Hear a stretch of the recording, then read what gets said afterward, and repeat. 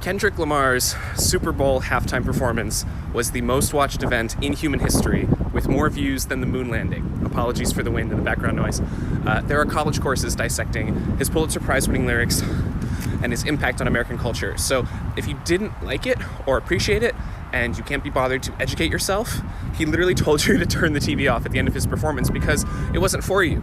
So for everyone still here, here's a quick breakdown of all of the stories and the symbolism in Kendrick's performance as I understand it. So first of all, we see the image of the American flag built from black bodies. Kendrick literally showed up and he showed how America was built on the backs of black people, quite literally. Most viewers didn't even catch this, so that's proof of how deeply ingrained the systemic racism is and that blindness to the realities of 400 years of slave labor. And then as the show progresses, the flag becomes divided. That symbolizes how America keeps black people divided, using entertainment and media to do so. It's also the broader culture that we're politically divided. Hi, puppy! Number two, Samuel L. Jackson as Uncle Sam, the system enforcer, right? So Uncle Sam is America's expectation for black people to play the game, the great American game, as he said. So he's laying out the rules about how America expects black people to perform and allows them to exist, but only when they conform to the system, only when they entertain the white folk. When too many black people gather together in power or influence or numbers, the system deducts a life, like a Squid Games reference. The line about when a bunch of black men gather together, somebody gotta die, that hits hard because it reflects how the system fuels violence, both directly and through industry manipulation. There's another symbol here. I mentioned it sort of briefly, Squid Games. It's also like a PlayStation controller, if you saw the game from the top-down view. It's like the entertainment industry is a game, and the system controls it. So Kendrick literally stands on a big video game controller, and he's basically telling you black entertainers are controlled like video game characters for your enjoyment, specifically, right? You can even think of the old minstrel shows. And it's also, if you think about it like Squid Game, it's the rich profiting off the suffering of the poor. Oftentimes, like how record labels will profit off of, black people's stories and their pain and their violence in their music. Number four, there's industry plants and there's narratives. Kendrick makes this clear in his music. There are artists pushed by the system to influence the culture in certain ways, but he said you can't fake influence. If you're real, you can't actually fake that. So Drake's alignment with like Lil Wayne and the system-backed rise of artists like Sexy Red is not an accident. That was a plan, that was an agenda. And who controls this? Who gets played? Who decides which artists rise? Which messages get suppressed? The same system that Kendrick just called out on the biggest stage in the world.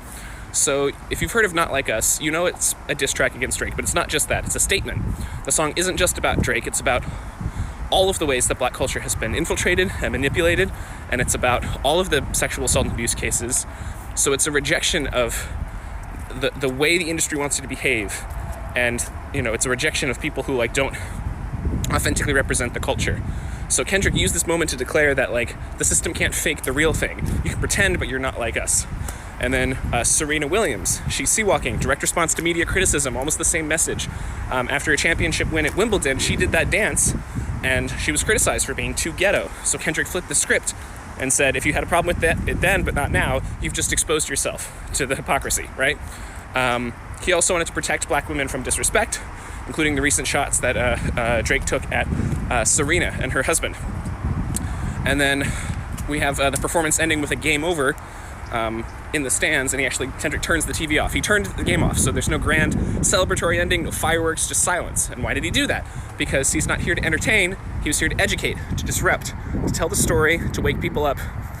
And he's telling you the game is rigged, the system is exposed, and we're no longer playing along.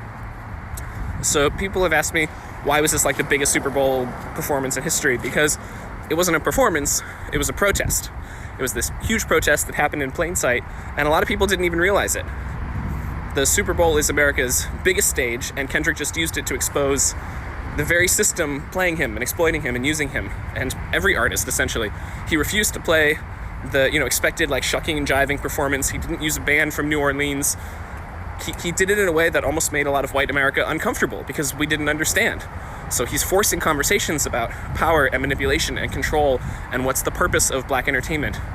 And the fact that so many people dismiss this as boring is exactly why the system continues to thrive. Because people choose entertainment over education. They want the minstrel show, they want the blackface, they want the shucks and jives, they want the dancing. So final thoughts to wrap it all up here.